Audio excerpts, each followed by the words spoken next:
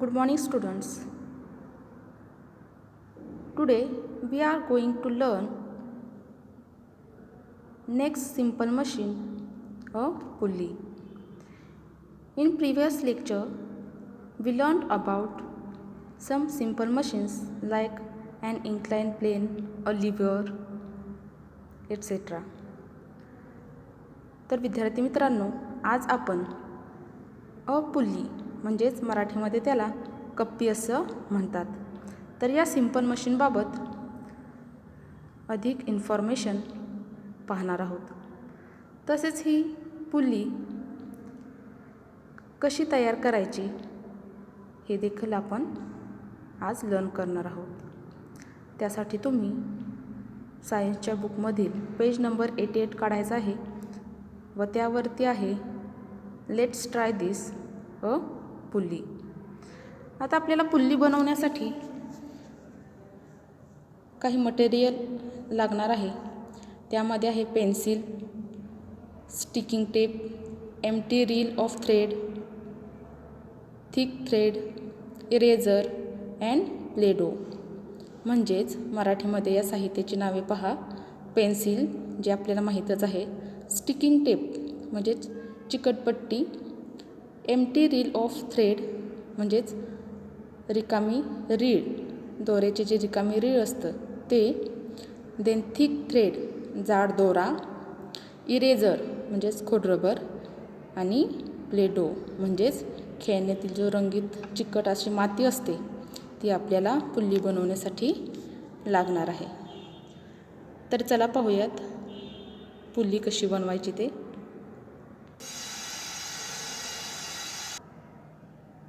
First step आहे पहा.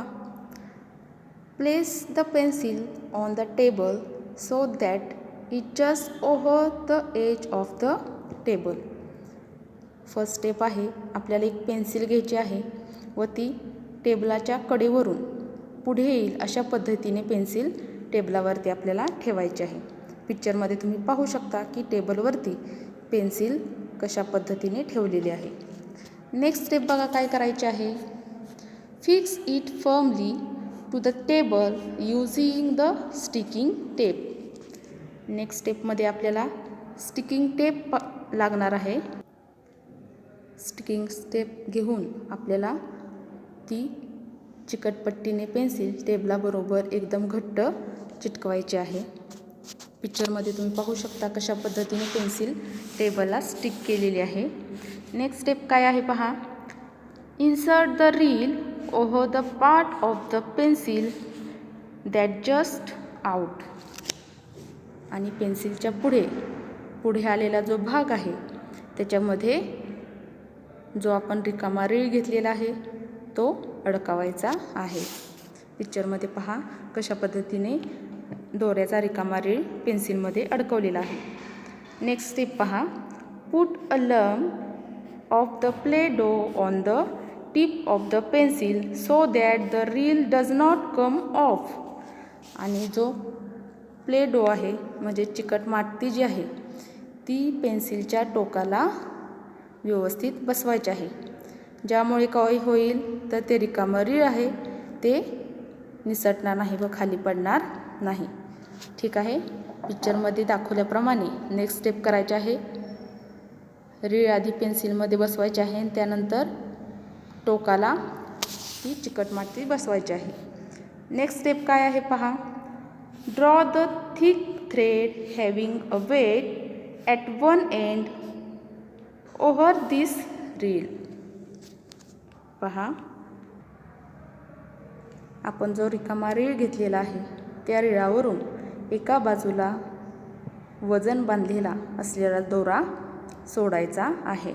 पिक्चरमध्ये दाखवल्याप्रमाणे त्या दोऱ्याला आपण रबर बांधलेला आहे, खोड रबर, आणि तो दोरा आपण मोकळ्या रीळमधून काढलेला आहे.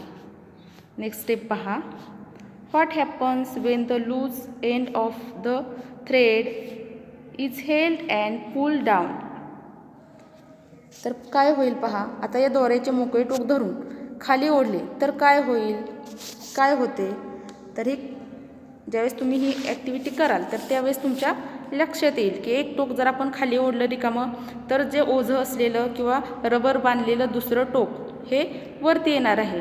लूज सोडलं तर ते खाली जाईल आणि ताणून धरलं तर ते वजन वरती येणार आहे. The weight tied at the other end gets filled up. तर काय होईल, दुसऱ्या टोकाला बांधलेले जे वजन आहे, जो आपण रबर बांधलेला आहे तो वरती उचलला जाणार आहे. पिक्चरमध्ये ती ॲक्टिव्हिटी दाखवली आहे पहा. दोरा जर आपण ताणून धरला, ओढून धरला तर काय होईल, रबर वरती येईल आणि तो दोरा जर आपण सैल सोडला तर ते रबर खाली जाणार आहे. Such a device with a grooved wheel and thread designed to lift weights is called a pulley. आणि अशा वजन उचलण्यासाठी खाच असलेले चाक आणि दोरी यांच्या साहाय्याने रचलेली किंवा तयार केलेली जी कप्पी असते, या कप्पीलाच पुल्ली असं म्हटलं जातं. हे अतिशय सिंपल मशीन आहे, जे आपण घरी देखील तुम्ही हे बनवू शकता. ठीक आहे. पुढे पहा, how does it helps to use a pulley. आता एक कप्पी वापरण्याचा काय उपयोग होतो, कशा पद्धतीने याचं काम होतं किंवा वर्क होतं, तर पहा. If you use a pulley, force can be applied in the downward direction for lifting the weight in an upward direction. पहा, वरच्या दिशेने वजन उचलण्यासाठी आपल्याला खालच्या दिशेनं बल लावावं लागतं आणि हे अधिक सोयीचे असते. दिस इज कन्व्हिनियंट अँड इझी. तर हे अतिशय सोपं आणि सोयीस्कर असं मशीन आहे, ज्याने अतिशय सोप्या पद्धतीने आपण वर्क करू शकतो. You must have seen some examples of pulleys in day to day life use. Make a list of these. आता तुम्हाला पुढं एक होमवर्क आहे. तर आपण रोजच्या दैनंदिन जीवनामध्ये अशा काही पुल्लींचा उपयोग करत असतो, कप्पींचा उपयोग करत असतो आणि त्याचे एक्झाम्पल्स तुम्हाला शोधायचे आहेत आणि त्याची एक लिस्ट, एक यादी तुम्हाला करायची आहे. तुम्ही तुमच्या नोटबुकमध्ये त्याची लिस्ट बनवायची आहे आणि ही ॲक्टिव्हिटी तुम्ही घरी करून पाहायची आहे. अतिशय सोपी ॲक्टिव्हिटी आहे. पुढे पहा, some examples of a pulley. पुढे काही एक्झाम्पल्स आहेत पुलीचे. फर्स्ट आहे, to drop the bucket into the well, collect water and pull it up again. पूर्वी पहा, बायका, गावाकडील बायका ह्या आडातून किंवा विहिरीतून पाणी काढण्यासाठी अशा प्रकारची बकेट किंवा अशा प्रकारची पुल्ली याचा यूज करायच्या व विहिरीतून पाणी काढायचं काम हे त्यांचं इझी व्हायचं. तर हा देखील एक पुल्लीचाच प्रकार आहे. नेक्स्ट आहे बघा, क्रेनचं पिक्चर आहे.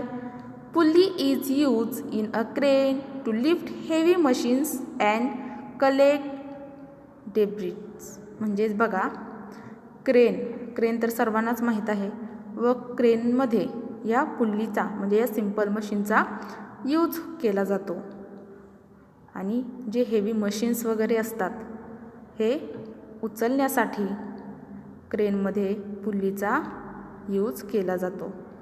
तर हे काही पुल्लीचे एक्झाम्पल्स आहेत. एक्झाम्पल लिस्टमध्ये तुम्ही हे दोनसुद्धा एक्झाम्पल्स लिहू शकता. तर अशा पद्धतीने पुल्ली कशी बनवायची व त्याचा यूज कशा पद्धतीने होतो त्याचे काही दोन एक्झाम्पल्स आपण आता स्टडी केलेले आहेत किंवा लर्न केलेले आहेत.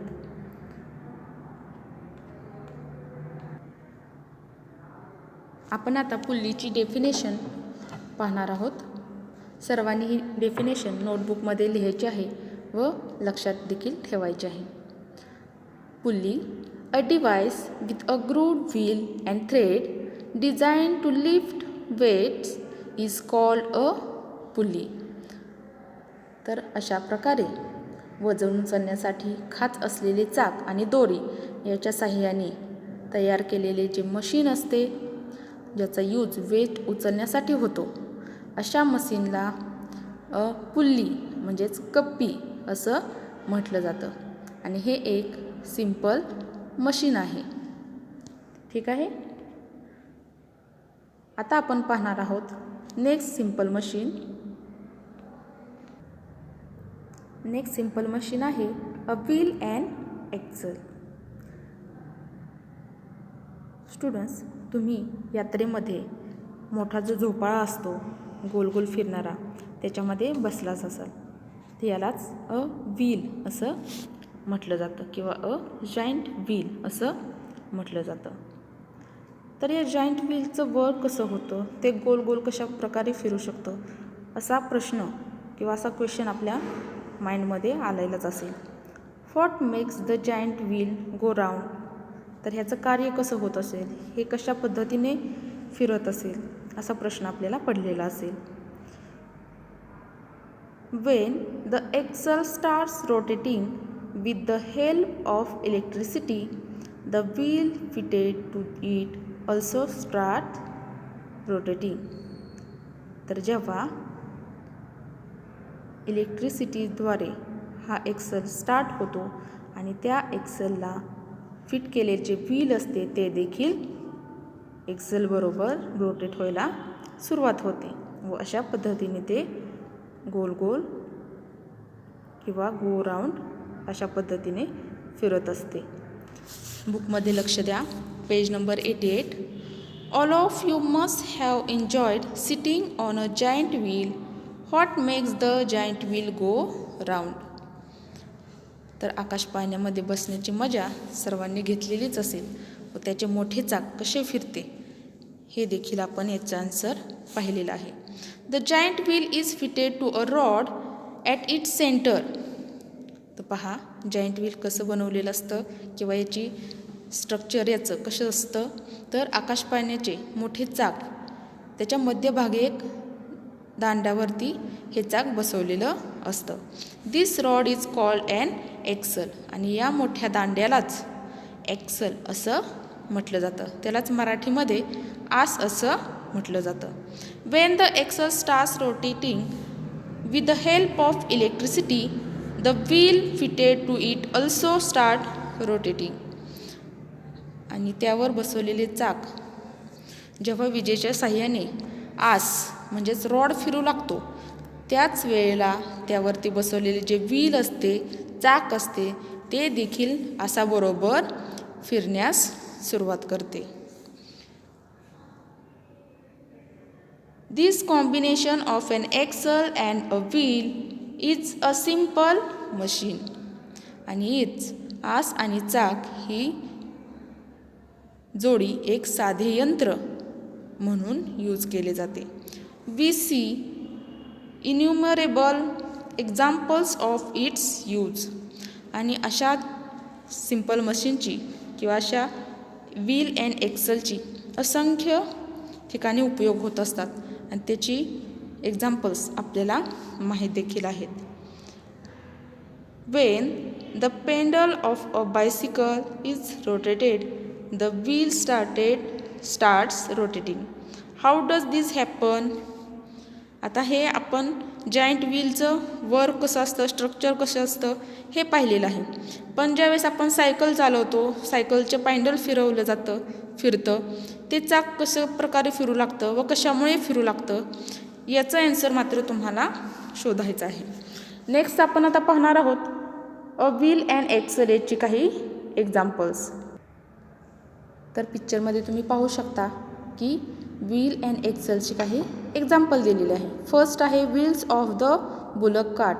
बैलगाडीला जी चाकं असतात ती देखील व्हील अँड एक्सलचंच एक एक्झाम्पल आहे. कारण त्या बुलक कार्टमध्ये एक्सल आसही असतो आणि व्हील म्हणजे चाक देखील असतं. नेक्स्ट एक्झाम्पल आहे डोअर नॉब. हे देखील व्हील अँड एक्सलचंच एक एक्झाम्पल आहे. जेव्हा तुम्हाला एक्झाममध्ये अ व्हील अँड एक्सल ह्या सिंपल मशीनबाबत इन्फॉर्मेशन विचारली जाते त्यावेळेस तुम्ही ह्याची डेफिनेशन पण लिहायची आहे आणि त्याच्याचबरोबर अशा प्रकारची एक्झाम्पल्स 1 किंवा 2 एक्झाम्पल्ससुद्धा द्यायचे आहेत. ठीक आहे. नेक्स्ट पार्ट पाहूयात.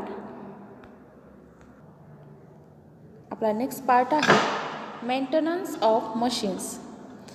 आपण काही सिंपल मशीन्स पाहिलेले आहेत. आता या सिंपल मशीन्स किंवा कॉम्प्लेक्स मशीन्स, कोणत्याही मशीन्सचं निगा कशी राखायची, मेंटेनन्स कसा ठेवला पाहिजे, हे आता आपण पाहणार आहोत. When we use machines their parts rub against one another or the dust settles on it, due to which the dusty parts creates more friction. जेव्हा आपण अशा प्रकारचे मशीन्स यूज करतो, ते मशीन यूज करत असताना, ते मशीन चालू केलं असता त्याचे जे पार्ट्स असतात ते एकमेकांवरती घासले जातात.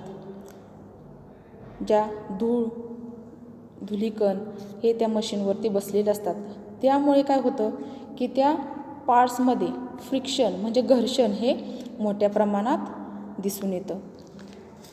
तर हे घर्षण किंवा हे फ्रिक्शन कमी होण्यासाठी व आपले मशीन व्यवस्थित राहण्यासाठी ते क्लीन ठेवणं हे आपलं काम आहे.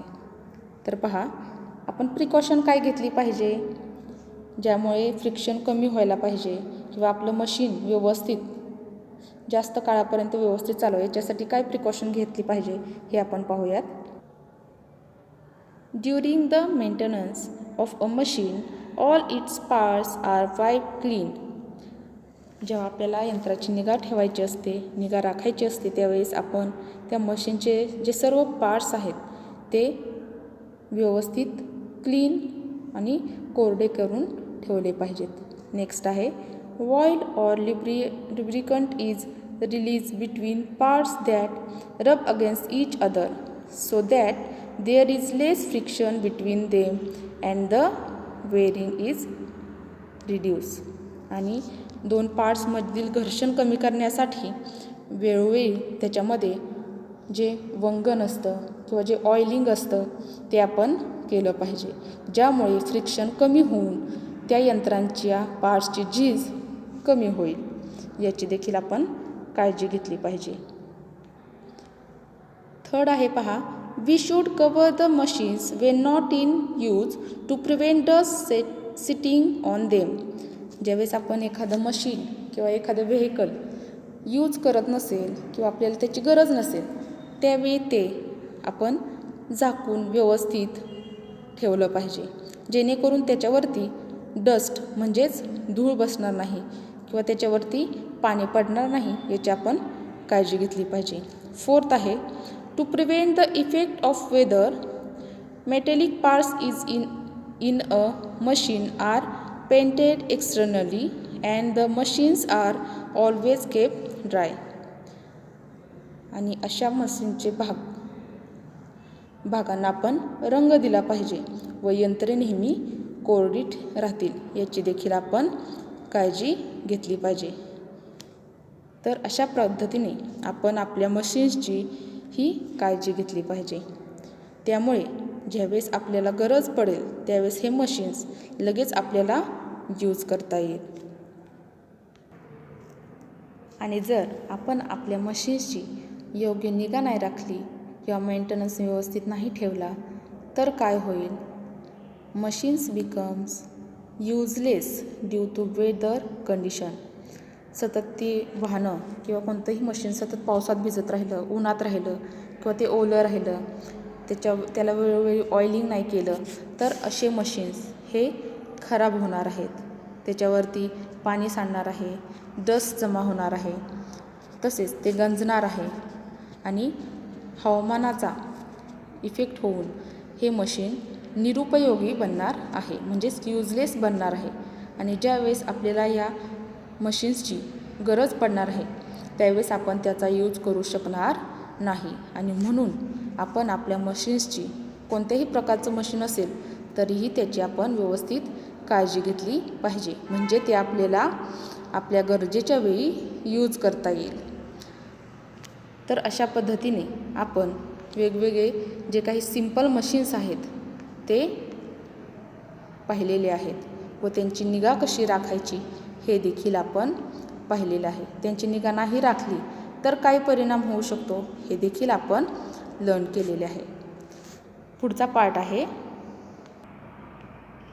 नेक्स्ट पार्ट आहे डू यू नो, तुम्हाला माहीत आहे का? Big factories have a separate department for the maintenance of machines.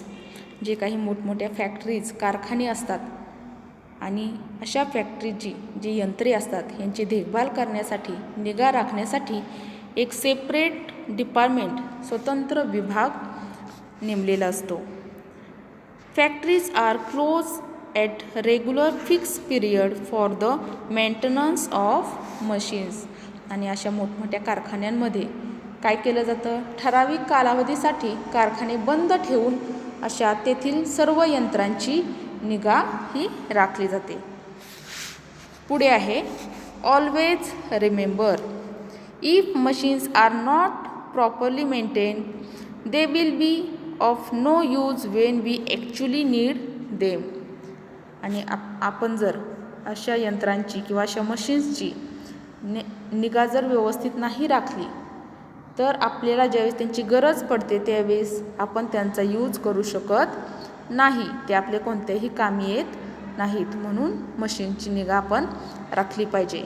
Before we use a machine we must learn how to handle it properly so that there are no accident.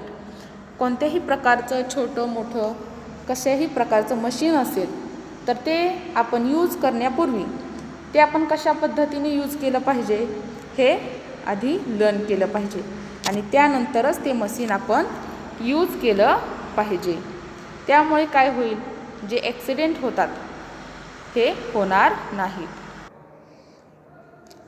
तर अशा पद्धतीने तुम्ही कोणतंही machine use करण्यापूर्वी ते व्यवस्थित कसं चालवायचं हे शिकलं पाहिजे आणि त्यानंतरच ते मशीन तुम्ही यूज केलं पाहिजे. त्यामुळे ॲक्सिडेंट्स होणार नाहीत.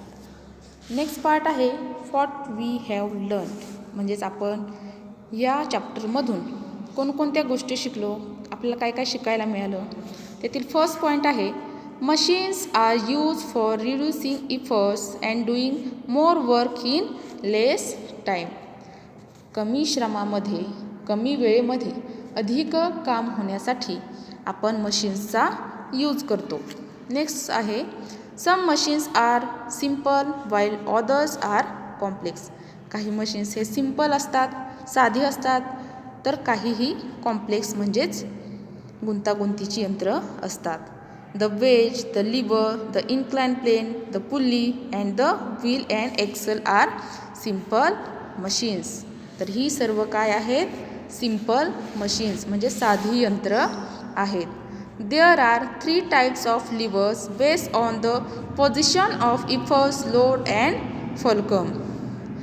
आपण पाठीमागील तासालाच लिव्हरचे टाईप्स पाहिलेले आहेत, जे कशावरती अवलंबून आहेत तर पोझिशन ऑफ इफर्ट्स म्हणजेच बल, लोड म्हणजेच भार आणि फलकम म्हणजे टेकू.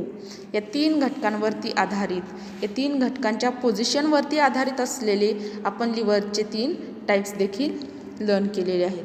नेक्स्ट पॉईंट आहे machine should be maintain properly to keep them in good working condition.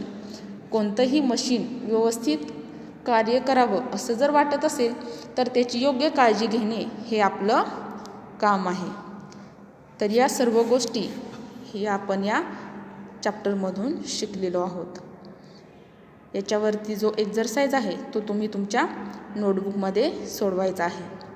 आणि त्याचबरोबर पुल्ली हे सिम्पल मशीन कसे बनवायचे हे देखील आपण आता पाहिलेले आहे. तर त्यानुसार सर्व विद्यार्थ्यांनी स्वतः अशा प्रकारची पुल्ली बनवण्याचा प्रयत्न करायचा आहे व त्याचे फोटो आपल्या व्हॉट्सअप ग्रुपवरती वर्गाच्या टाकायचे आहेत. थँक्यू.